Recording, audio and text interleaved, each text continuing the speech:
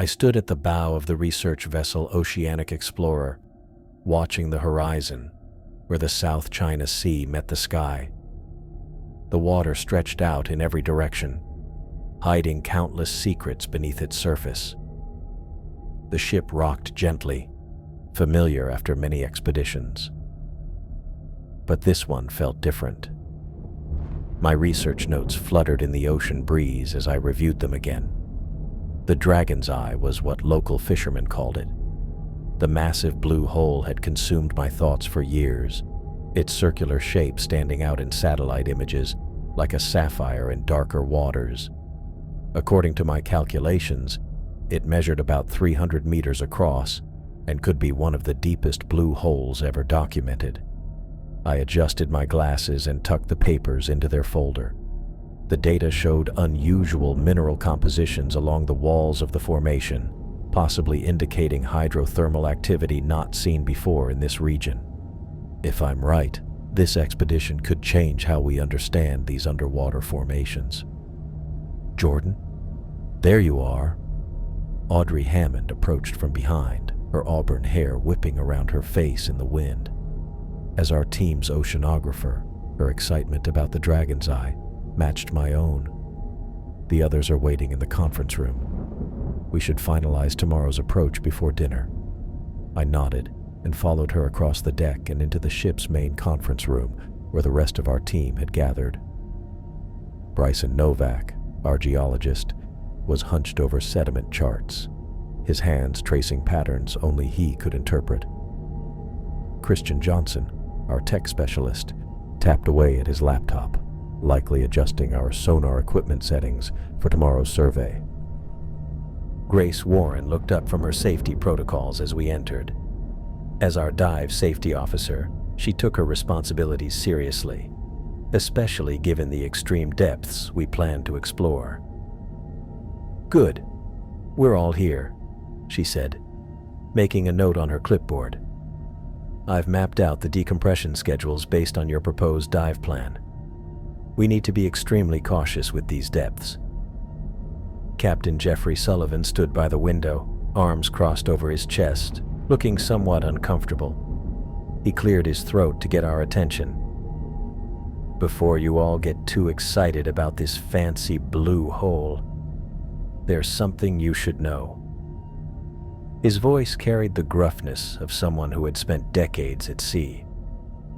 "Local fishermen avoid these waters. They call it the mouth that swallows ships.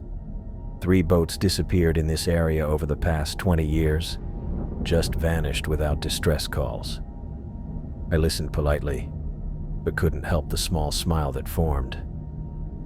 "Captain Sullivan, with all due respect, coastal communities have always attached myths to unusual ocean phenomena. The Bermuda Triangle, the Devil's Sea near Japan. Science has explained most of these mysteries." "Science hasn't explained everything," Sullivan countered, his blue eyes narrowing slightly. "Clay Casey, been fishing these waters 40 years, told me he saw a boat get pulled down. Not sink, pulled, like something grabbed it." Bryson looked up from his charts. "Waterspouts can create that visual effect. A powerful enough vortex could certainly—" "It wasn't no weather event," Sullivan interrupted. "Clear day, calm waters." He shook his head and turned back toward the window. "Just thought you should know what the locals say." "We appreciate the information, Captain," I said, trying to smooth things over. "We'll certainly take extra precautions." The meeting continued as we finalized our expedition plans. Christian would deploy underwater drones for mapping while Audrey collected water samples at different depths. Bryson would analyze sediment, and Grace would oversee dive operations. Each team member spoke confidently, but the captain remained silent, staring out at the dark waters. Later that evening, after the others had gone to dinner, I returned to the bow alone. The setting sun painted the horizon in shades of orange and purple, reminding me of the sunset on the day I received that strange call from my mother. It was just 3 days ago in my apartment in Hong Kong. I had been packing the last of my equipment when my phone rang. "Jordan." My mother's voice had carried a tremor I rarely heard. "I had that dream again, the one about your father." I remembered how my hand had frozen midway through folding a shirt. "Mom, we've talked about this. The dragon's eye. That's what you called it in your email." Her voice had grown firmer. "Your father mentioned the same name in his journal before he left on that last trip, before he vanished." I had sat down on the edge of my bed, the shirt forgotten in my lap. "What? He knew about this formation?" "I'm asking you not to go," she had said instead of answering. "Whatever took Milo might be waiting for you too." The memory faded as I watched the last sliver of sun disappear beneath the horizon. My father had vanished when I was 12 years old, his research vessel lost somewhere in the Philippine Sea. No wreckage, no bodies, no explanation. Just another mystery swallowed by the ocean. I pulled out my worn leather wallet and removed the small photo I always carried. My father and me on his research vessel when I was 10. His broad smile, the same rectangular glasses I now wore myself, his arm around my shoulder as we posed against the ship's railing. I traced my finger over his face, wondering if he had stood looking out at these same waters, feeling the same pull toward the unknown that had shaped my entire career.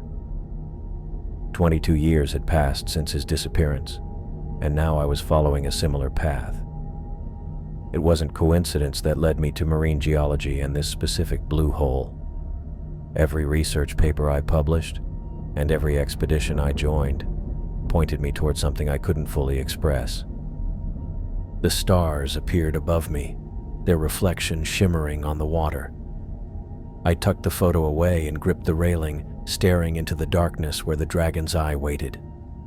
Tomorrow we would begin our exploration, using equipment and techniques my father could only have dreamed of. Whatever secrets waited in those depths, I would find them. For science, yes. The publications, the recognition, the advancement of human knowledge.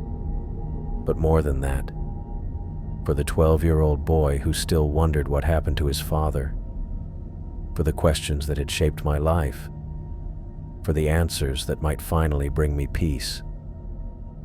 The ocean lay before me, hiding its secrets beneath the waves. I stood there until the cold air drove me inside, my determination growing with the vastness ahead. Tomorrow, we would start uncovering what waited below. I spotted it on the third day, a perfect cerulean circle amid darker waters. The contrast was so stark it looked almost artificial, like someone had dropped a giant coin made of blue light onto the ocean's surface. "The dragon's eye," Audrey said, standing beside me at the starboard rail. She leaned forward, her auburn ponytail catching the breeze. The locals weren't exaggerating about its shape. I nodded, unable to look away from the formation. Something about it tugged at my mind, a sense of recognition that made no sense. I'd never been here before, never seen this exact phenomenon except in satellite imagery, yet I could almost predict the patterns of light rippling across its surface. "You okay?" Audrey asked, glancing at me. "Yeah," I said, shaking off the feeling. "Just thinking about the dive tomorrow." But that wasn't it. The blue hole felt like something from a half-remembered dream. I raised my camera and began taking photos, documenting the perfect circular edge where deep cerulean met the darker navy of the surrounding sea. Behind us, the team bustled across the deck. Bryson called out instructions as Christian and Grace hauled equipment from below. Captain Sullivan watched from the bridge, his expression unreadable from this distance. "Jordan, we need your input on the drone deployment," Grace called. I took one last photo and turned away from the mesmerizing blue. That night, I sat in the ship's lab, recording our findings in my journal by the desk lamp. The sonar readings confirmed what the local fisherman had said. The blue hole dropped to about 300 meters, making it one of the deepest we'd studied. The water samples Audrey collected showed unusual mineral compositions that didn't match the ocean chemistry in this region. I sketched a cross-section of what we expected to find tomorrow. The steep drop-off from the seafloor, the near-vertical walls of the formation, and the dark center where our sonar couldn't reach. Drawing that black center made me pause, pen hovering above the page. The lights flickered once, twice, then steadied. I looked up, frowning. They flickered again and dimmed to half brightness. My computer screen went black, then rebooted itself, only to display a screen of garbled data. The door to the lab burst open. Christian stood there, his glasses slightly askew, tablet clutched in his hand. "We've got a problem," he said, his voice tight. "All systems are malfunctioning. GPS just went offline. Sonar readings are completely scrambled. Communications too, radio, satellite, everything." "What about the backup systems?" I asked, already closing my journal. "Same thing. It's like something is..." The lights cut out completely, plunging us into darkness broken only by the glow of emergency lights along the floor. "All hands on deck." Captain Sullivan's voice echoed through the ship's PA system, which apparently still worked. "Emergency protocols in effect." I pushed past Christian and headed for the stairs. "Check the data servers," I called back. "See if anything was saved before the crash." The corridor was filled with crew members moving quickly but orderly in the dim red emergency lighting. I made my way against the flow, heading below deck to check the backup generators. Whatever was happening, we needed power. The engine room hummed with activity as two engineers worked the controls. One looked up as I entered. "Generators are running fine, Dr. O'Brien," he said, wiping sweat from his forehead. "But something's draining the system faster than we can compensate." I checked the readings myself. He was right. The generators were working at full capacity, but the power fluctuated wildly, unable to stabilize. I tried resetting the main circuit breakers, but nothing changed. "How long can we maintain essential functions?" I asked. "Life support, lights, basic propulsion, days, maybe weeks. But navigation systems, research equipment, communications, those are fried until we figure this out." I thanked him and headed back to the main deck. Captain Sullivan stood with Bryson and Grace by the starboard rail, pointing at the Dragon's Eye. The blue hole was visible, a perfect circle of lighter black against the ocean's surface. "Any luck with the generators?" Grace asked as I approached. I shook my head. "They're running, but they can't stabilize the electronics. The ship's still functional, but we're completely cut off." "We should leave," Bryson said firmly. "Return when we have backup equipment." "We can't navigate precisely without GPS," Captain Sullivan reminded him. "Basic steering works, but in open waters we'd be guessing our position. I'd rather not risk it until we understand what's happening." I walked to the rail and looked down at the blue circle. In the moonlight, it seemed to move, though I knew that was probably my imagination, or the way the light reflected on the water. "This isn't natural," I said quietly, more to myself than the others. "What do you mean?" Audrey had joined us silently. "The equipment failures, the timing.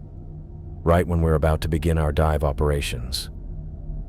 I couldn't explain the growing uneasiness in my stomach. "Blue holes don't interfere with electronics. Unless there's something in this one that does," Audrey replied. I nodded, still looking at the dark water. Despite the problems, I felt determined to explore the formation. We needed answers about the Dragon's Eye and what was happening to our equipment. Alongside my determination was a nagging worry about what lay beneath that perfect circle. I sensed we weren't just facing strange geology, but something else, something that didn't want to be discovered. I was drowning, sinking deeper into the endless blue. The water pressed in from all sides as unseen hands grabbed at my ankles, pulling me down into the darkness of the blue hole. The pressure built against my chest, crushing the air from my lungs. "Jordan!" Someone called my name from far above, their voice distorted by the water between us. I looked up to see the surface growing more distant, a perfect circle of light shrinking as I descended. The hands tugged harder. I kicked and thrashed but couldn't break free. My lungs burned. Then I saw it below me, the outline of a shipwreck. A medium-sized vessel, its mast broken, hull cracked open. Something about it felt familiar, though I couldn't place why. As I was pulled closer, a face appeared in one of the broken windows. I jerked awake to Grace shaking my shoulders, her face tight with concern. "Jordan, wake up!" I gasped, sucking in air like I'd actually been underwater. My shirt clung to my skin, soaked through with sweat. "You were screaming," Grace said, stepping back once she saw I was fully awake. "Loud enough for everyone to hear." I sat up and pushed my hair from my forehead. The ship's cabin came into focus, a narrow bunk and metal walls. The engines hummed beneath us. "Sorry," I said, my voice rough. "Bad dream." Grace crossed her arms. "Must have been. Captain Sullivan heard you from the bridge." She hesitated. "You want to talk about it?" "No," I said too quickly, then tried to soften it. "Just stress, probably, with all the equipment problems." She didn't look convinced, but nodded anyway. "Breakfast is in 20 minutes. You might want to change." She glanced at my sweat-soaked shirt and left, closing the door behind her. I sat on the edge of my bunk, trying to shake off the lingering dread from the nightmare. The shipwreck had seemed so real, so specific. I could still see the broken mast, the damaged hull. Why would I dream about that? We hadn't seen any sign of a wreck in our initial surveys. After changing into dry clothes, I headed to the mess hall. Breakfast was usually social, but today felt tense. Bryson sat at one end of the table, reviewing data printouts between bites of scrambled eggs. Audrey picked at her food on the opposite side, occasionally glancing up to exchange looks with Christian, who was tapping away at a tablet despite Captain Sullivan's requests to keep electronics off during meals. Grace gave me a small nod as I entered. I grabbed a tray of food and took a seat between Bryson and Audrey, feeling the weight of unspoken tension. "Sleep well?" Bryson asked without looking up from his papers, his voice carrying a hint of sarcasm. "Not particularly," I admitted. "Sorry if I woke anyone." "Hard to sleep through that kind of screaming," Captain Sullivan said from the doorway before taking his seat at the head of the table. "Sounded like you were being murdered." I focused on my coffee, avoiding the stares from around the table. Bryson cleared his throat. "I've been looking over our options, and I think we should postpone any dives until we can fix the equipment. The risks are too high with our systems failing." "We can't just sit here," Audrey said, putting down her fork. "We don't need everything working to keep going. We can make observations, collect water samples, and do shallow dives while Christian fixes the systems." Christian looked up from his tablet. "I'm doing what I can, but whatever's causing these failures is beyond anything I've seen. The systems seem to be actively drained instead of just malfunctioning." The conversation hung in the air, waiting for my input as expedition leader. Despite the cold dread still clinging to me from the nightmare, I knew what my answer had to be. "We continue," I said. "Audrey's right. We'll proceed with surface observations and limit dives to shallow depths until we have better equipment reliability. Christian, Focus on getting the sonar and communication systems back online. Those are our priorities." Bryson's jaw tightened. "Jordan, after what happened last night, I'd think you of all people would want to exercise more caution." "What happened last night was just a dream," I said firmly, though I wasn't entirely convinced myself. "It has no bearing on our expedition decisions." Captain Sullivan looked at me from across the table. "Dreams at sea mean more than they do on land."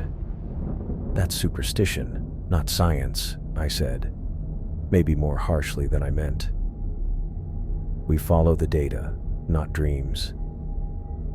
The rest of breakfast passed in uncomfortable silence. I could feel Bryson's disapproval radiating across the table, matched by Audrey's quiet satisfaction at my support. Grace watched me carefully, probably wondering what exactly I stood at the starboard rail watching Audrey check her dive gear one last time. Her methodical movements, the way she tested each valve and connection, showed years of training. But something about today felt wrong. A knot had formed in my stomach since breakfast, growing tighter as the morning progressed. "You're hovering," Audrey said without looking up from adjusting her buoyancy compensator. "I've done this 100 times, Jordan." "I know." I picked up her tank, turning it to check the pressure gauge again. "Readings look good. Just want to make sure everything's perfect." She took the tank from my hands, her green eyes meeting mine. "This is just a shallow sample collection, 30 minutes max."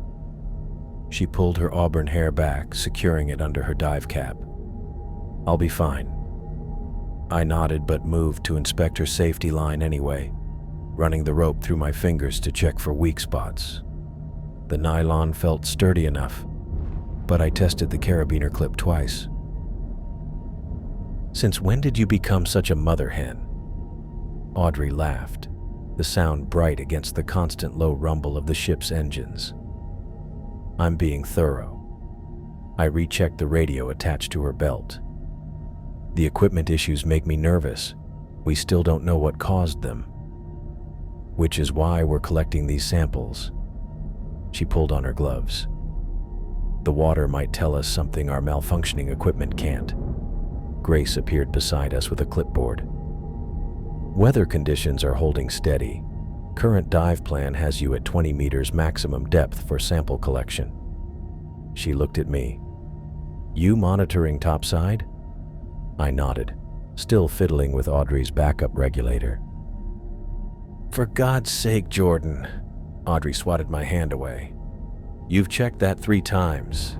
I need to get in the water while the conditions are good."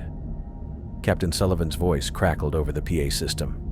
"All stations, be advised we have some wind picking up from the southwest. Nothing serious, but keep an eye on changing conditions."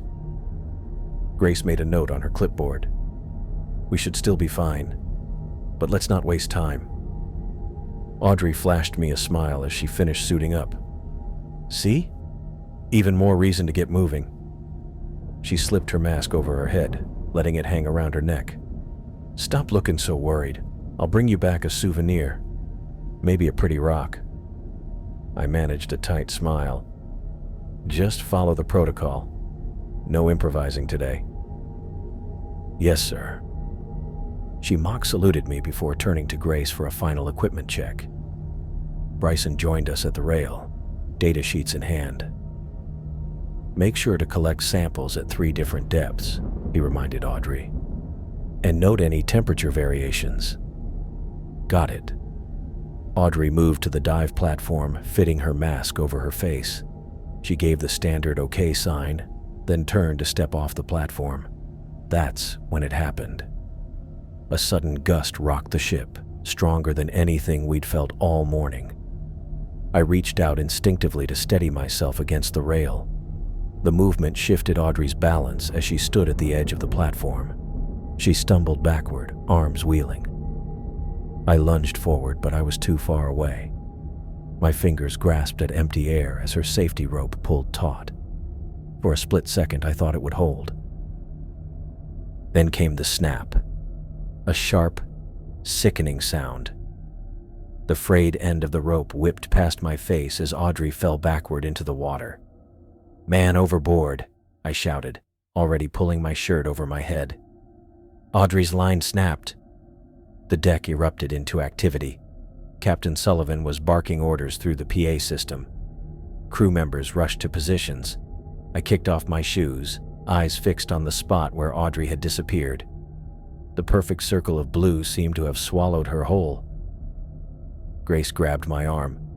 "Wait!" She thrust an emergency dive tank toward me. "Take this. Standard emergency gear only. Don't go deeper than 60 meters, no matter what." I nodded, slipping my arms through the straps of the BCD as Bryson rushed up with a rescue kit. "We're deploying the boat," he said, his voice tight with urgency. "But it'll take at least 5 minutes." "I see your bubbles," I said, pointing to a thin trail of silver rising from the depths. "But they're moving away from the ship." I secured the tank and regulator, pulling my mask from a nearby equipment locker. "Jordan," Grace's grip on my arm tightened. "Remember your training. Don't push beyond safety limits." I barely heard her. My focus had narrowed to the diminishing trail of bubbles in the water. Without another word, I put the regulator in my mouth, adjusted my mask, and jumped. The cold hit me immediately. Even in tropical waters at depth, the temperature dropped quickly. I oriented myself, found Audrey's bubble trail, and started swimming downward. The blue around me deepened from cyan to cobalt as I descended. I checked my depth gauge, 15 meters. The bubbles were getting fainter, moving deeper and farther away. Why was she sinking so fast? Her BCD should have allowed her to control her buoyancy. 20 meters, 25. The light from above began to dim as I swam deeper into the blue hole. I kept my eyes locked on that faint silver trail, ignoring the burning in my lungs as I pushed myself to descend faster than safety protocols allowed. At 30 meters, I spotted her. A dark shape against the blue, her limbs moving in what looked like slow motion. She was still conscious, but struggling, and she was sinking, much too quickly for normal conditions. I kicked harder, pushing myself downward. 40 meters now. The pressure squeezed my chest, my sinuses, my skull. I equalized constantly, but the discomfort grew with every meter. 50 meters. The water had turned a deep, midnight blue. Visibility was still good, unusually good for this depth, but the temperature had plummeted. My exposed skin prickled with cold. I could see Audrey clearly now, maybe 20 meters below me. Her movements were becoming sluggish. Was she running out of air? Had her regulator malfunctioned? I couldn't tell from this distance, but I knew time was critical. 60 meters. My depth gauge warning activated, a small red light blinking insistently. I was at my emergency limit, but Audrey continued to sink below me. My thoughts became strangely disconnected. Part of me knew what was happening. Nitrogen narcosis, the so-called rapture of the deep. Excessive nitrogen dissolving into the bloodstream at depth, affecting the brain like alcohol. I'd trained for it, experienced it in controlled conditions, but this was different. More intense. Colors seemed brighter. The blue around me pulsed like a living thing. I felt simultaneously alert and detached, as if watching myself from a distance. Focus. I forced the thought through the haze.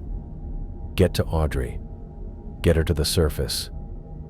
I kept kicking, ignoring the depth gauge, ignoring the growing sense of unreality. 70 meters. I was close enough to see her face now, her eyes wide behind her mask. I reached out, my fingers almost brushing her ankle. A current hit us both, invisible but powerful, pushing horizontally through the water. It knocked me sideways, tumbling me away from Audrey. I fought against it, trying to reorient myself, but the narcosis made everything confusing. Up, down, left, right, all seemed equally plausible and impossible. When I regained control, Audrey was farther away, still sinking. And then I saw them. Movement in my peripheral vision, dark shapes shifting in the deep blue. Not fish, too large, too deliberate in their movements. They moved like divers, human in form but without tanks or equipment. Sometimes they seemed solid, fully present. Other times they wavered like heat mirages, nearly transparent. I blinked hard, trying to clear my vision. Nitrogen narcosis could cause hallucinations. That's what these had to be. But they didn't disappear. The figures continued to move through the water, circling lower, drawing closer to Audrey. I kicked again, reaching desperately toward her. The figures slipped in and out of my field of vision, never directly in front of me, always at the edges of my awareness. Always moving deeper, surrounding Audrey as she sank into the heart of the dragon's eye. I heard a voice call my name. Not Audrey's. This was different, familiar in a way that didn't make sense down here in the crushing pressure. A voice from childhood. Jordan. I turned, my head spinning. The blue depths should have been empty except for Audrey's sinking form, but someone else was there. An elderly man floated nearby, his features worn. I recognized his eyes. He extended his hand toward me, palm up. A small tarnished coin rested there, its surface marked with symbols I couldn't make out.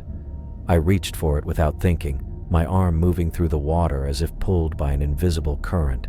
My fingertips brushed against the cold metal. The moment I touched it, everything changed. The water cleared. The crushing feeling in my head vanished. The shadowy figures, the old man, gone. My mind snapped back into focus like breaking through the surface after being underwater too long. 15 meters below me, I spotted Audrey. She wasn't struggling anymore. She was completely still, floating limp in the water, her regulator drifting useless beside her face. But she was there. Real. Reachable. I kicked hard, swimming downward with determination. The water was just water now, not the heavy presence it had felt like moments before. My gauge read 75 meters, deep, but I knew what I had to do. I reached Audrey in seconds, grabbing her around the waist.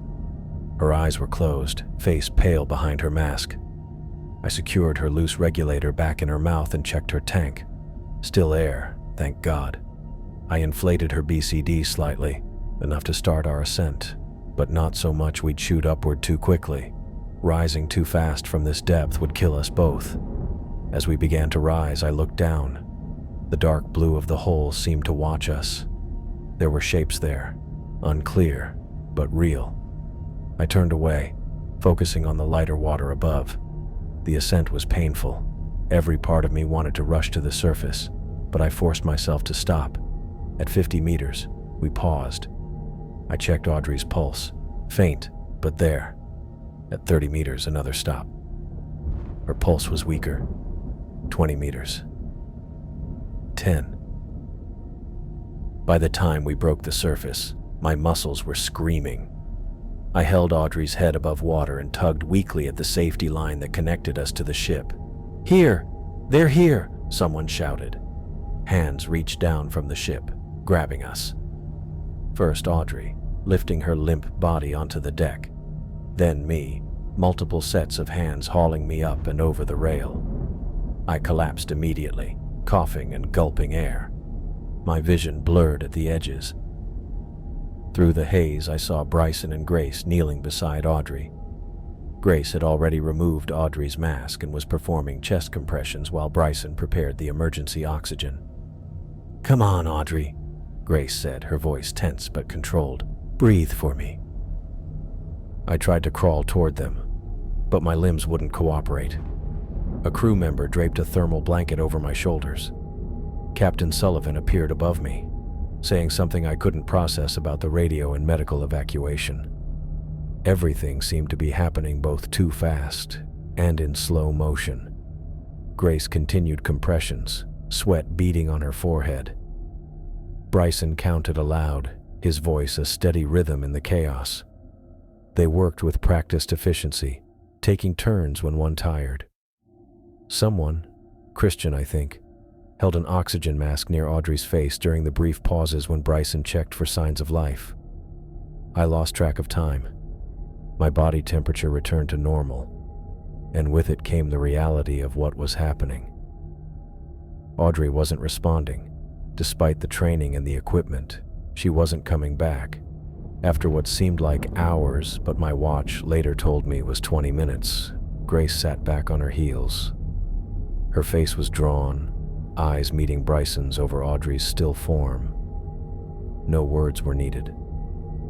Time of death, 14:22, Bryson said quietly, checking his watch. The deck went silent except for the sound of waves against the hull and my own ragged breathing. Captain Sullivan was the first to speak. "We need to place her in cold storage and leave immediately. We're not equipped for this situation, and we need to report to authorities." No one argued. 2 crew members carefully lifted Audrey, carrying her below deck. I watched, unable to move, unable to process what had happened. Her auburn hair hung limply, dripping seawater that left a trail across the deck. Grace helped me to my feet. "You need medical attention too," she said, her voice gentle but firm. "Possible decompression sickness from that ascent." I nodded numbly, allowing her to guide me toward the ship's small medical bay. My hand felt strange, tight, cramped. I looked down and realized my right fist was clenched so tightly my knuckles had turned white. Slowly, I uncurled my fingers. In my palm lay a small, tarnished coin. The same coin the old man had offered me beneath the waves. The coin from what I thought was a hallucination. Its surface was marked and corroded by years in salt water. But it was real. Solid and heavy in my trembling hand. I held the corroded coin between my fingers, turning it under the light of my cabin. The markings on its surface looked unfamiliar, not matching any Asian script or European currency. But it was the folded paper wrapped around the coin that truly stopped my breath. Somehow, impossibly, it was completely dry despite having been underwater at 70+ meters depth. I set the coin down on my desk and picked up the paper with trembling fingers, carefully unfolding it to avoid tearing the delicate material. The handwriting hit me like a physical blow. "Dragon's Eye claims what it wants. Never return. Milo O'Brien." My father's handwriting. Unmistakable. I'd grown up watching him fill notebooks with that same distinctive script, the way he formed his capital letters, the slight leftward slant to his words. I knew it as well as my own. But what made my stomach lurch wasn't just seeing his handwriting. It was the date scrawled in the corner. 3 years after he'd vanished. 3 years after the official search had been called off. 3 years after my mother and I had held a memorial service with an empty casket. I sank onto my bunk, paper in hand, as the ship's engines hummed beneath me. We were moving away from the Dragon's Eye as quickly as safety allowed. Captain Sullivan had given the order right after they took Audrey's body below, his voice tight with grief. The crew moved with grim efficiency, avoiding eye contact and speaking only when necessary. I couldn't blame them. One of our team was dead, and I'd nearly followed her. The resuscitation attempts, Grace's determined counting, Bryson's quiet pronouncement of time of death. It all swirled in my mind like debris caught in a whirlpool. Yet through it all, I kept coming back to this paper, this impossible note. My father, alive 3 years after he'd vanished without a trace, and warning me away from the very place I'd just escaped. The ship's motion changed as we hit open water, the rhythmic pitching more pronounced. I tucked the note into my pocket and made my way to the lab, needing distraction, needing to understand at least one piece of this puzzle. The coin, at least, was something tangible I could study. The lab was empty when I arrived. Bryson was likely filling out paperwork related to Audrey's death. Grace would be monitoring my condition for signs of decompression sickness. Christian would be checking if any of the malfunctioning equipment had come back online. I placed the coin under the microscope and adjusted the magnification. The metal was an unfamiliar alloy with a greenish tint beneath the corrosion. The symbols became clearer, spiraling patterns resembling ocean currents, mixed with angular marks that could be letters from an unknown alphabet. I spent hours documenting everything, taking photos, making sketches, and checking reference materials. Nothing matched any historical currency in the databases I could access. The composition included elements I couldn't identify with the ship's equipment. "What are you working on?" I jumped at Bryson's voice behind me, instinctively covering my notes with my arm. He stood in the doorway, looking 10 years older than he had just this morning. "Just trying to make sense of some things," I said. He nodded, not really listening. "We need your statement for the report about what happened with Audrey." I swallowed hard. "I'll be right there." After he left, I carefully wrapped the coin in a clean cloth and tucked it into my pocket alongside the note. Something told me to keep both items private, at least for now. How could I explain a note from my long-missing father? How could I explain the old man I'd seen underwater, or the shadowy figures surrounding Audrey? They'd assume nitrogen narcosis had caused hallucinations. They'd want to study the coin, maybe confiscate it. No, this was personal. This was about my father. The report took hours to finish. It detailed equipment checks, Audrey's fall, my pursuit, the rescue attempt, and the resuscitation efforts. No one asked about hallucinations or the coins and figures I saw. The conclusion: equipment failure and strong underwater currents. A tragic accident during a routine sample collection. That night, alone in my cabin, I took out the note again. The ship was making good time back toward Hong Kong. By tomorrow evening we'd dock, and this nightmare expedition would officially end. I traced my finger over my father's handwriting, the same hand that had ruffled my hair when I was a child, the same hand that had taught me to tie knots and read nautical charts. How had he survived? What did he mean by "Dragon's Eye claims what it wants"? Had he seen the same shadowy figures I had? Had he received a coin from a mysterious old man? And most haunting of all, if he was alive after his disappearance, why hadn't he come home to us? I leaned against the wall of my cabin, the note on my knees. Outside my porthole, the South China Sea stretched to the horizon, hiding its secrets beneath a calm surface. Finding answers meant going back to the Dragon's Eye, back to whatever lurked in those depths. The same force that had taken Audrey, and in some way I didn't yet understand, my father as well. I folded the note carefully and placed it back in my pocket next to the coin. Both felt impossibly heavy for such small objects. I arrived in Hong Kong on a gray morning, my body still aching from the journey. The customs officer barely glanced at my passport before waving me through.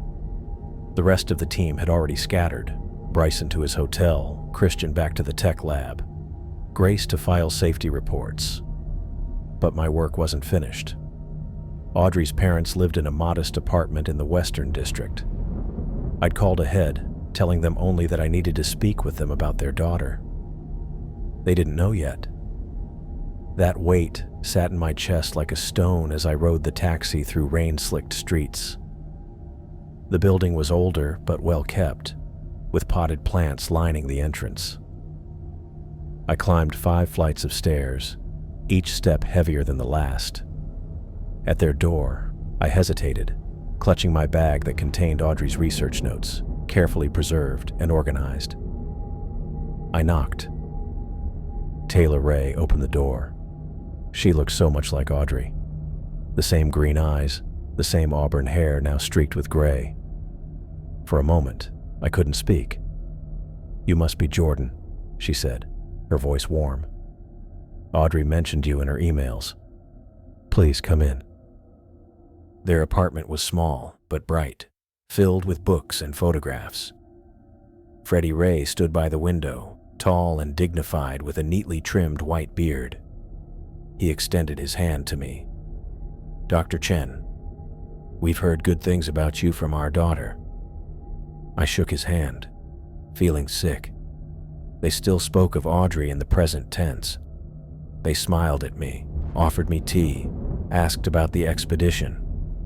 I sat with them at their kitchen table, the cup warm between my palms, and told them what happened. I watched as understanding transformed their faces. Taylor's hand flew to her mouth. Freddie went still, his academic composure fracturing around the edges. "I don't understand," Taylor whispered. "She was so careful. She always followed protocol." "It was an equipment failure," I said, the words hollow in my mouth. "The safety line snapped. I tried to reach her, but..." I trailed off, unable to describe what I'd seen in those depths. "You were with her?" Freddie asked. "I tried to save her. I got to her, but it was too late. I didn't mention the shadows, the coin, my father's note. How could I explain what I didn't understand myself?" Taylor began to cry silently, tears tracking down her cheeks. Freddie put his arm around her shoulders, his own eyes reddening. "She knew the risks," he said quietly. "We all do, in this field. But knowing doesn't make it easier." I nodded, then reached for my bag. I brought her research notes, all her observations, data, everything she collected. She was meticulous. Her work was important. I placed the waterproof folder on the table. Taylor reached for it with trembling hands, opening it to reveal pages of Audrey's neat handwriting, her sketches of currents and mineral compositions, her enthusiasm visible in every exclamation point and underlined phrase. "This means everything to us," Taylor said, her voice breaking, "that her work won't be forgotten.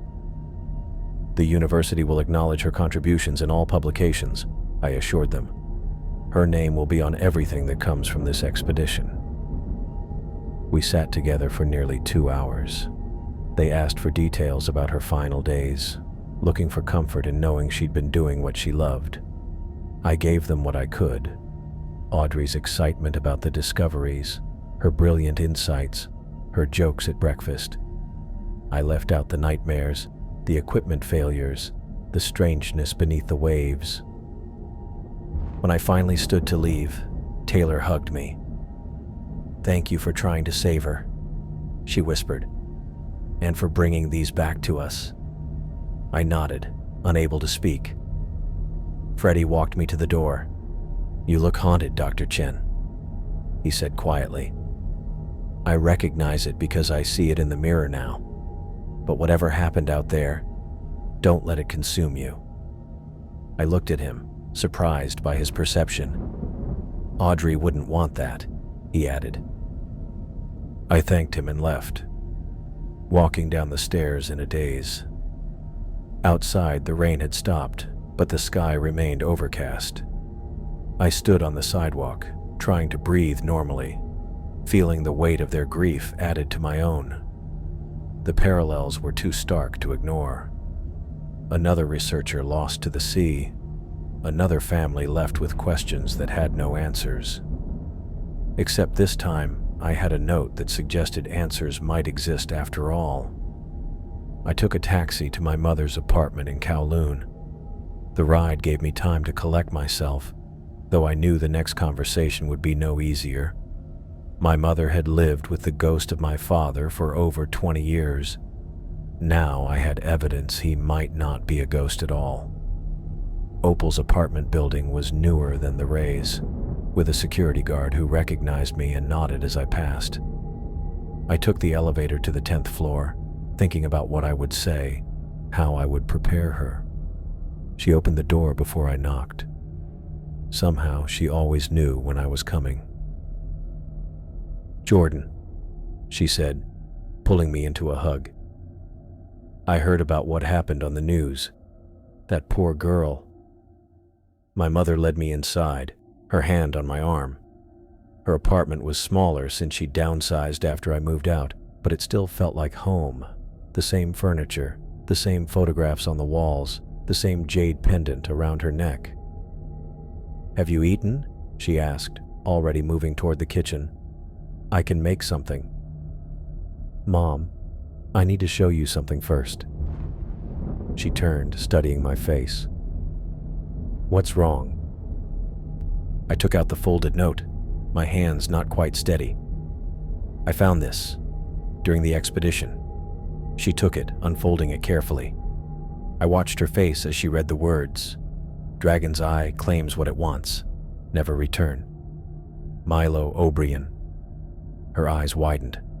Her hand went to her jade pendant, fingers clutching it tightly. She sank onto the couch, still staring at the note. "Where did you find this?" she whispered. I sat beside her. "In the water, at the blue hole." "This is his handwriting," she said, her voice shaking. "Jordan, this is your father's handwriting." "I know.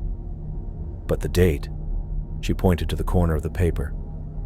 "This is from 3 years after he disappeared, after we held the memorial." "I know," I repeated, gentler this time. Her eyes filled with tears. "He was alive? All this time he was alive somewhere and he never came back to us?" I put my arm around her shoulders. She felt smaller than I remembered. "I don't know what happened to him, Mom. But I think he was trying to warn people away from that place." She stared at the note, tracing the letters with her fingertip. Before his last expedition, he was obsessed with these blue holes. He found references to them in old naval charts, fishermen's tales. He believed they were special somehow. She looked up at me. "You found one? The Dragon's Eye?" "Yes." She took a deep breath. "There's a box in the storage closet. All his research that the university returned after the memorial. I couldn't bear to look at it, but I couldn't throw it away either." I helped her up, and together we went to the small closet near the entrance. On the top shelf, behind suitcases and winter blankets, sat a cardboard box labeled simply Milo. We placed it on the dining table. Inside were journals, maps, photocopied articles, and photographs, the accumulated research of my father's career. My mother sat across from me, watching as I began to sort through it. "I never understood his fascination with those places," she said quietly. "They frightened me. Holes in the ocean floor, going down into darkness." I nodded, opening one of the journals. My father's handwriting filled the pages, accompanied by sketches of ocean formations and strange symbols that looked unsettlingly like those on the coin, which I'd kept hidden in my pocket. "I'll make us some tea," my mother said, standing.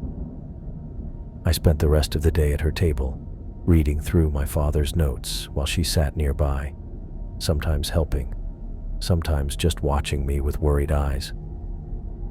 As evening fell, she made dinner, and we ate together in near silence, both lost in thought. When I finally left, carrying the box of research, she hugged me tightly. "Be careful, Jordan," she whispered. "Whatever took your father, I can't lose you too." I promised her I would be careful, though I wasn't sure what that meant anymore.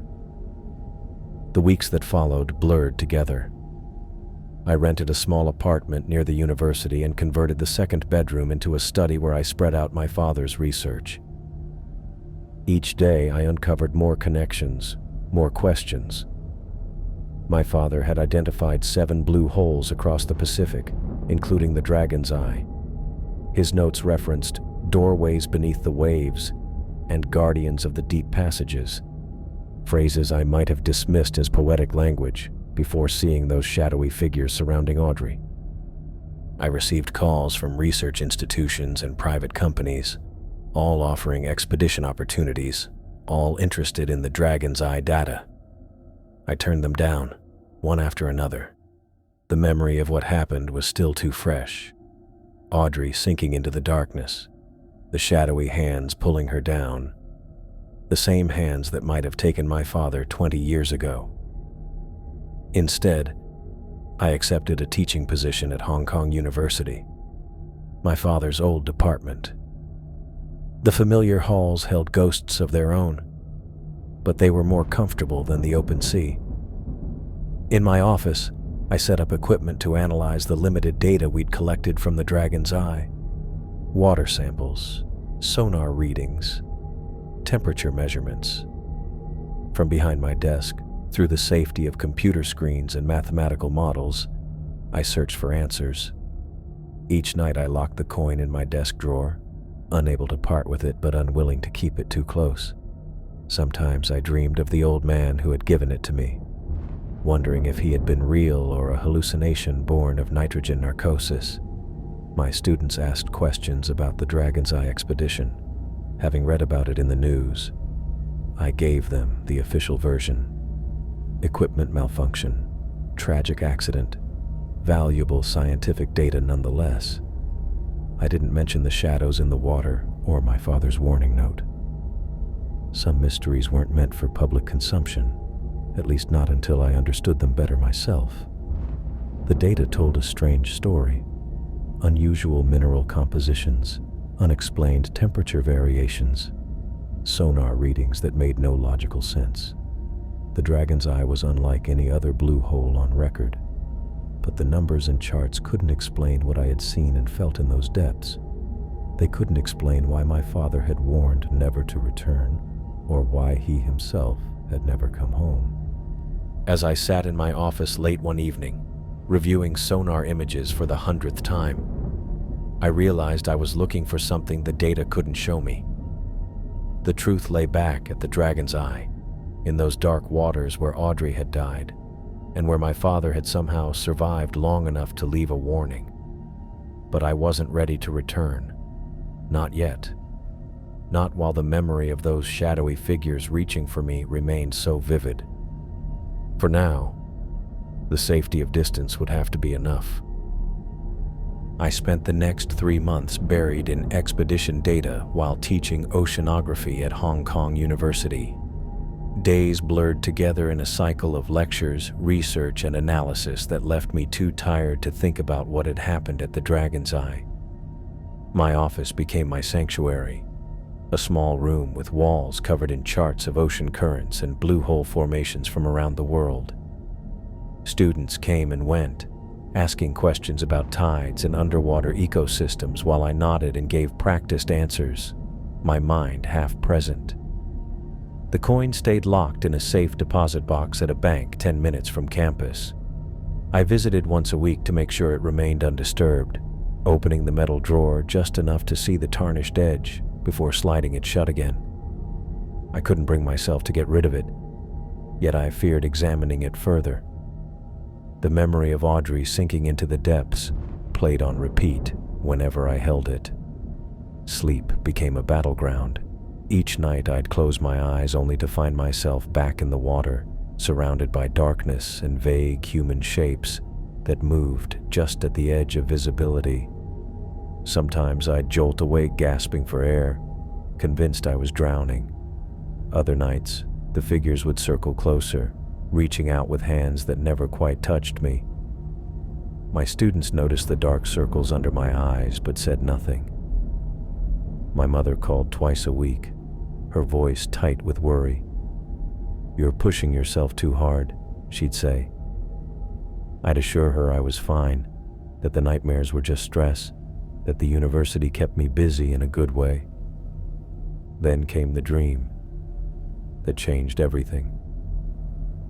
I found myself standing at the edge of the Dragon's Eye, but from underwater, looking up at the perfect circle of light above. The water felt warm, almost comforting. The shadowy figures stood in a circle around me, but this time one stepped forward, features coming into focus.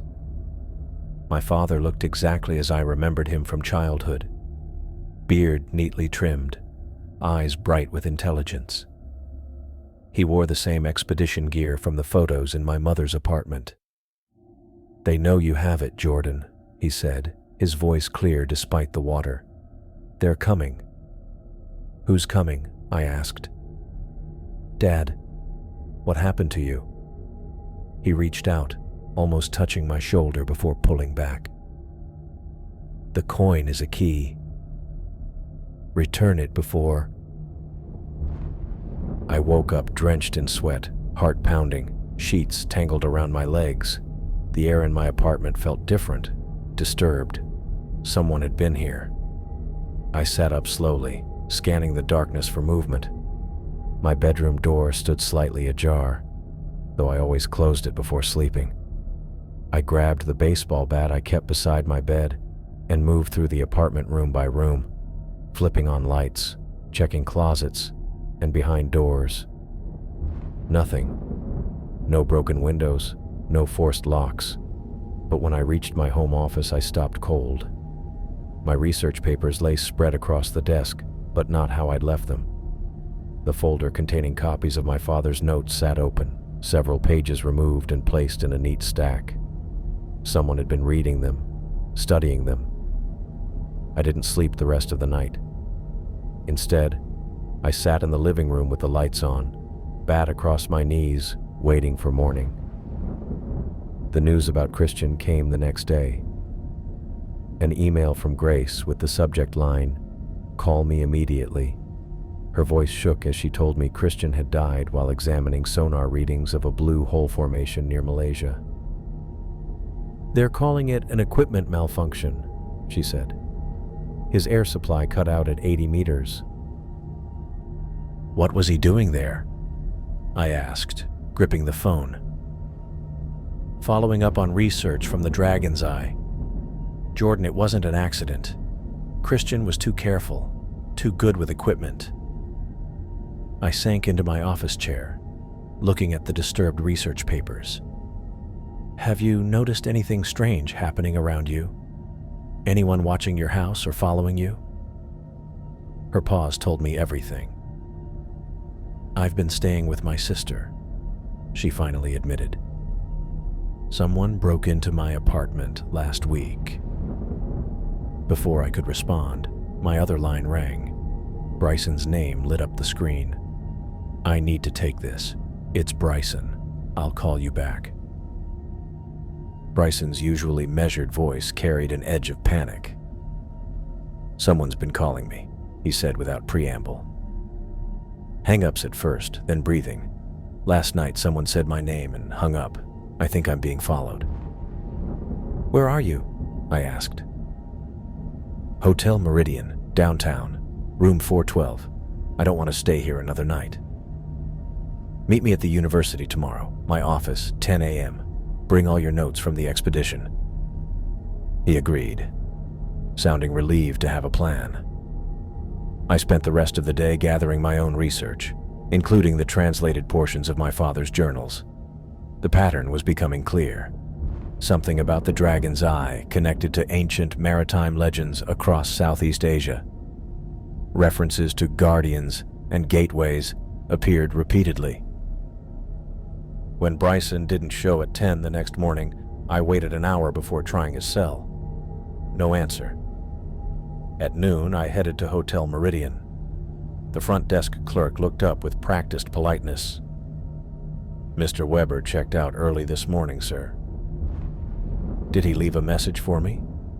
"Jordan Chen." She checked the system. "No messages, I'm afraid." "This is important. What time did he check out?" "Around 4:30 a.m., according to our records."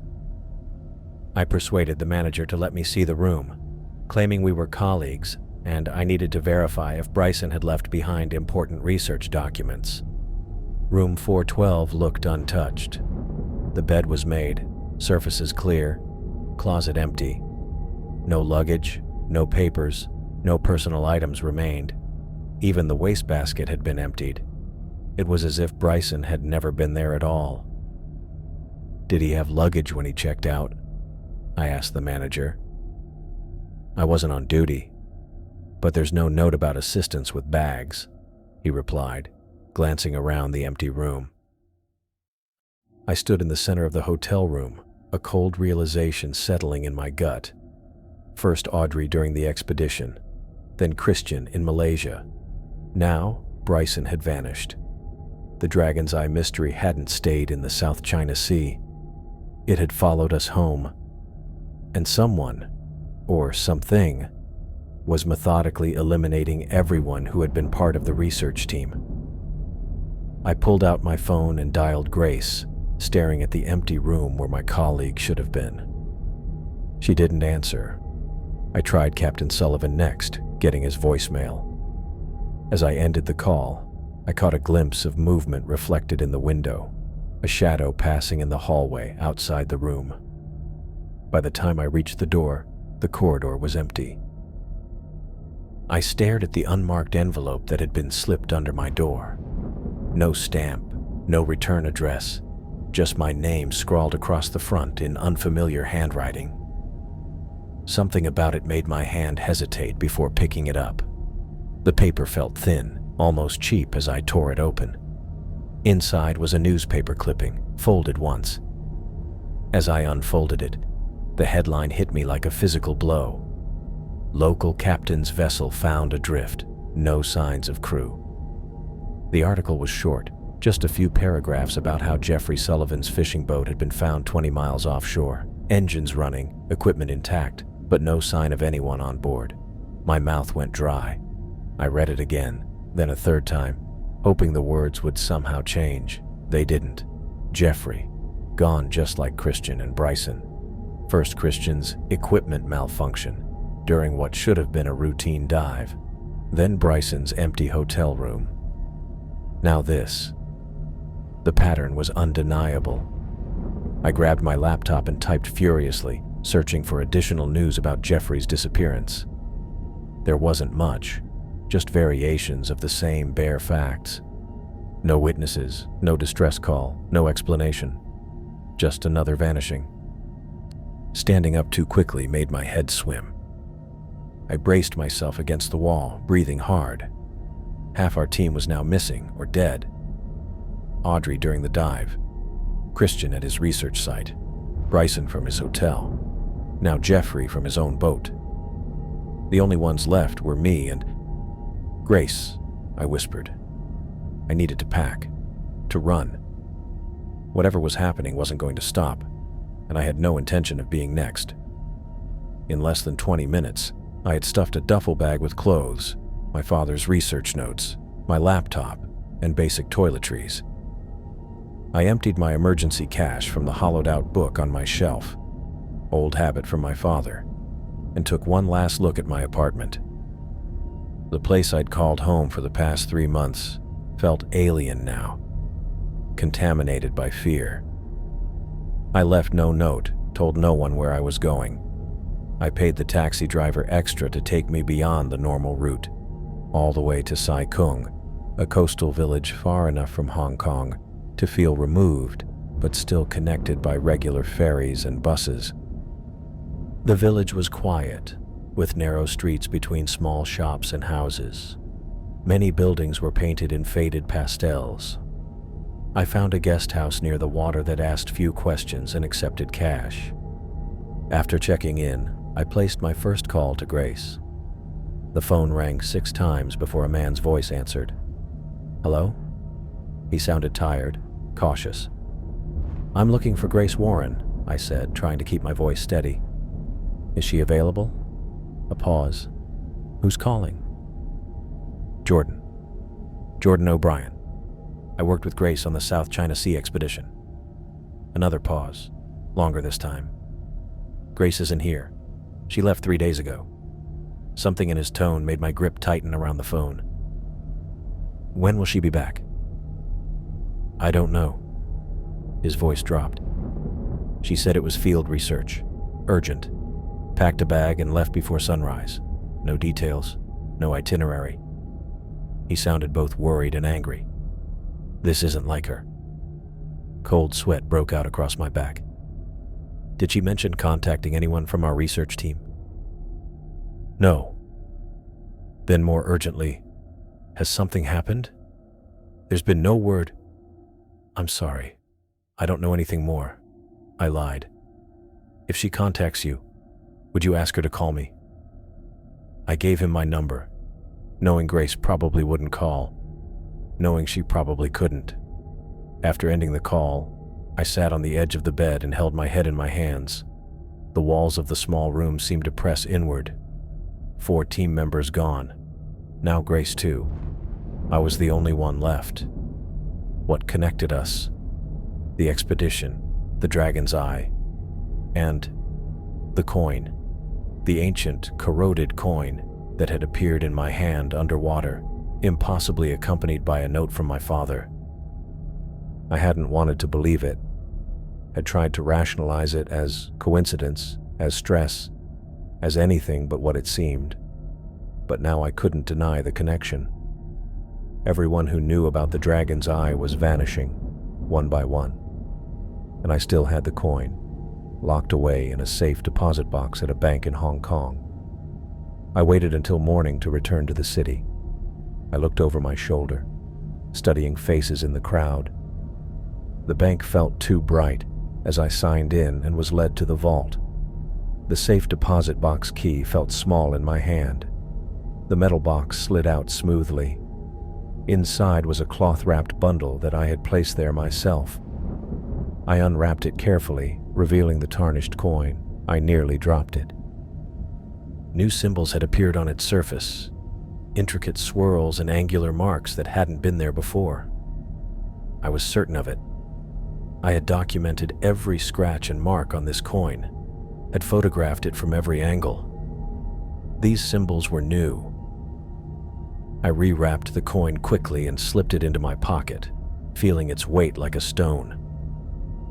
As I left the bank, I knew I needed answers that no conventional research could provide. The Maritime History Museum was housed in an old colonial building overlooking Victoria Harbor.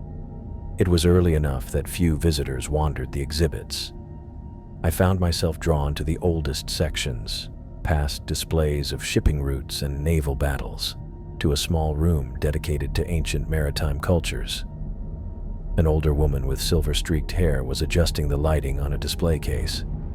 Her name tag read, Dr. Lin Ming, Curator. "Excuse me," I said, approaching slowly. "I'm hoping you might help me identify something." She looked up, assessing me with practiced eyes. "Are you a collector? A researcher, oceanography?" I hesitated. "I found something during an expedition that I can't identify." Dr. Lin nodded toward a small office off the main gallery. "Let's have a look then." In the privacy of her cluttered office, I carefully unwrapped the coin and placed it on a clean cloth on her desk. Dr. Lin put on gloves and picked it up, turning it slowly under a desk lamp. Her expression changed subtly, professional interest giving way to something deeper. "Where did you find this?" "In the South China Sea, near a blue hole formation." She was silent for a long moment, examining each marking with intense focus. "These symbols," she traced one with her gloved finger, "they're remarkably similar to artifacts found near Yonaguni." "The underwater ruins off Japan?" She nodded. "But also markings from sites in Micronesia and even off the coast of Cuba. Widely separated locations that share certain distinctive characteristics." "What characteristics?" Dr. Lin set the coin down and looked at me directly. "All are near deep underwater formations, trenches, sinkholes, blue holes. All contain similar symbolic languages that have never been fully translated." She paused. "And all are associated with myths about guardians of ocean gateways." Gateways. The word echoed in my mind, connecting to fragmented memories from my underwater encounter. Doorways between our world and elsewhere. She smiled slightly at my expression. I'm a scientist, Dr. O'Brien, not a mystic. But these cultures shared a belief that certain places in the ocean served as passages to other realms. They believed guardians protected these passages. And the symbols? They're said to be the language of the guardians themselves. She pointed to one particular marking that curved like a wave. This one appears consistently across findings. It refers to those who maintain the balance between worlds. I felt a chill despite the warm office. And these new symbols, the ones that have appeared more recently? Her head snapped up. Recently? These markings are hundreds, possibly thousands of years old. These specific ones weren't on the coin when I found it, I said quietly. They appeared later. Dr. Lin stared at me, then at the coin. She carefully rewrapped it and handed it back. I think you should be very careful with this artifact, Dr. O'Brien. If what you're saying is true. She trailed off, then continued in a measured tone.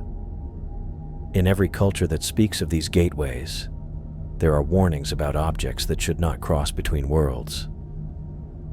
I thanked her, pocketed the coin, and left quickly, my mind racing with implications. The weight of the coin seemed to increase with every step. I returned to Sai Kung at night. The streets were mostly empty, with a few restaurants still open. I walked quickly toward my guest house, eager to process what I'd learned. Something made me stop at the corner, a sense of wrongness. The windows of my room were dark, as I'd left them, but a shadow moved across one, a shadow without a source. I stepped back into a doorway, watching. More shadows gathered around the small building, not cast by anything I could see, but moving with purpose, surrounding my room. Without conscious thought, I was moving away, ducking through a narrow passage between buildings. I circled back cautiously to a window I knew led to my room. Through the gap in the curtains, I could see them clearly now. Dark figures, human-shaped but wrong somehow, moving through my room, touching my belongings. I eased the window open just enough to reach in and grab my duffel bag, which thankfully sat nearby. Then I was running, staying in shadows, away from streetlights, toward the only place that made sense, the harbor. Boats creaked gently against their moorings. The night sky was clear, stars reflected in the dark water. The coin burned in my pocket, its weight a constant reminder of its unnatural origin. As I stood there, gasping for breath, pieces began fitting together in my mind, not like a puzzle being solved, but like remembering something I'd always known. The Dragon's Eye wasn't just a geographical formation. It was exactly what the ancient symbols named it, a gateway, a door between worlds that was never meant to be opened. And the coin was a key that had crossed over, upsetting some cosmic balance. I thought of Audrey sinking unnaturally fast, pulled down by unseen hands. Of Christian's equipment malfunction, of Bryson vanishing from his hotel, of Jeffrey's empty boat, of Grace leaving without explanation. They weren't random tragedies or coincidences. They were consequences of what we had disturbed. What I had disturbed by taking the coin. Standing at the edge of the dock, watching the dark water lap against weathered wood, I knew exactly what I needed to do. The coin had to be returned to where it belonged. I had to go back to the Dragon's Eye, face whatever waited there, and restore what had been taken. It was the only way to stop the disappearances, the only way to end this nightmare, and I needed to do it before the shadows found me too. I chartered a small boat out of Sai Kung Harbor, paying extra for privacy and discretion. The captain asked few questions when I handed over twice his usual fee, only nodding when I gave him the coordinates for the Dragon's Eye. His weathered face showed no recognition of the location, just another point on the vast South China Sea to him. Better that way. The boat was modest but seaworthy, a 30-foot fishing vessel with a small cabin below deck, and just enough navigation equipment to find our destination. I spent most of the 16-hour journey on deck, watching the endless blue water and fingering the coin in my pocket. Its weight had grown heavier with each passing day since I'd taken it from the depths. "We're almost at the coordinates," the captain said from the wheelhouse. "In about 2 hours." I nodded and turned my attention to the horizon. The morning sun glinted off the water, and a light breeze carried the scent of salt and diesel. My stomach knotted as I considered what lay ahead. Audrey was gone. Christian, too. Bryson and Captain Sullivan had vanished without a trace. Even Grace had disappeared, all connected to this small metal disc I carried. The boat's engine changed pitch as we slowed. I checked my watch. We were making good time. Below deck, I opened my bag and reviewed my father's notes one last time. His sketches of the Dragon's Eye matched what I'd seen months ago when our expedition first arrived. I traced my finger over his handwriting. Dragon's Eye claims what it wants. Never return. I should have listened. The boat's radio crackled. I climbed back to the deck where the captain frowned at his navigation panel. "Something wrong with equipment," he said, tapping the screen. "GPS not working right." My heart quickened. "What about the radar?" He switched to another display that showed nothing but snowy interference. "This too, all not working." It was happening again, just like during our expedition. I moved to the bow of the boat and peered ahead. There it was, a perfect circle of cerulean blue amid the darker waters, the Dragon's Eye. "We're close enough," I told the captain. "Cut the engines." He looked doubtful but complied, and the boat moved forward. The quiet was broken by water lapping against the hull. "You wait here," I said. "I need to do something alone." The man shrugged, clearly uncomfortable with the failing electronics but seemingly content with his advance payment. I moved to the side of the boat, preparing myself for what needed to be done. That's when I noticed the darkness at the edges of my vision. I blinked, thinking it was exhaustion, but the shadows stayed, forming shapes along the deck. They were vague at first, but grew clearer with each second, human-shaped, but not quite human. The captain yelled something in Cantonese and backed away, eyes wide with fear. I couldn't blame him. The shadows moved with purpose, circling the deck, unlike the fleeting glimpses I'd seen underwater and in my apartment. These figures were almost tangible, their edges defined against the bright morning sun. One figure separated from the others and approached me. My breath caught as I recognized the face forming within the darkness. Older than in my memories, with deep lines etched around the eyes and mouth, but undeniably my father. "Dad?" The word escaped as little more than a whisper. His form settled, becoming more substantial than the others. He wore the same expedition clothing I remembered from childhood, khaki pants and a blue shirt with rolled sleeves. A gentle smile formed on his weathered face. "Jordan?" His voice sounded distant, as if traveling across a great distance. "You came back." I swallowed hard. "I had to.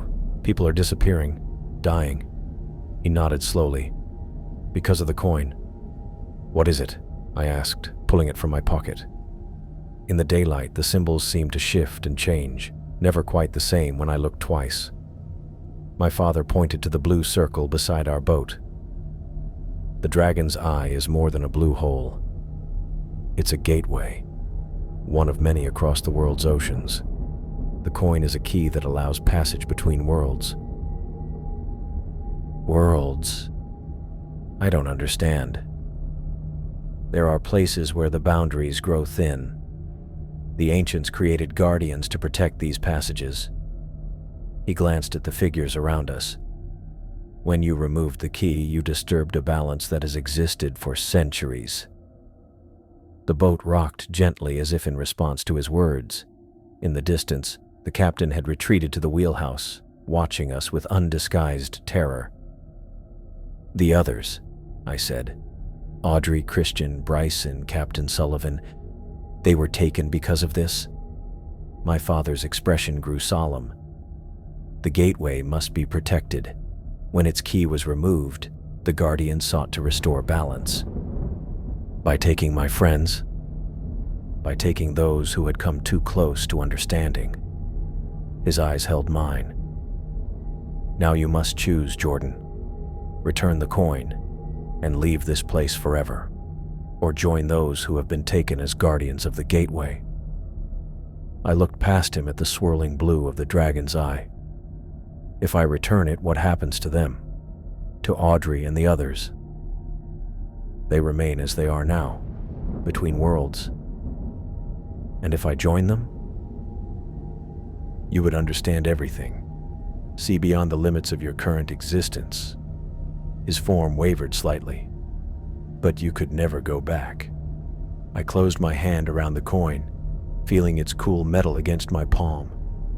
I thought of Audrey's parents, still grieving their daughter, of Christian's technical brilliance cut short, of Bryson's cautious wisdom now lost, of Captain Sullivan's years of experience vanished in an instant. "What about you?" I asked. "You've been gone for years." "I made my choice," he said simply. "I became a guardian when I understood what the dragon's eye truly was. Mom mourned you. We had a memorial service." Pain flashed across his face. Some sacrifices cannot be avoided. Some knowledge comes at great cost. The figures moved closer, and I recognized Audrey among them, her face both familiar and strange. Behind her were Bryson and Christian. Captain Sullivan's weathered face also watched me from the group. "They're all here," I whispered. My father nodded. "The gateway claimed them, as it claimed me." I looked down at the coin in my hand, tracing the symbols with my thumb.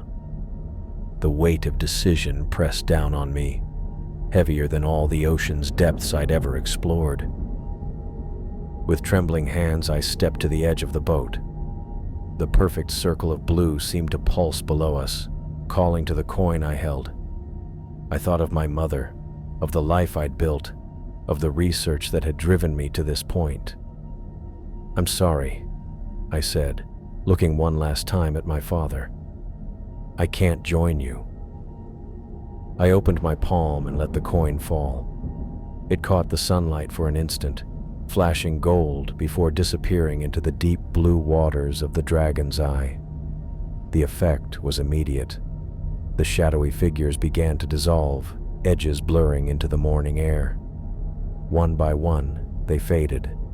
Christian first, then Captain Sullivan, then Bryson.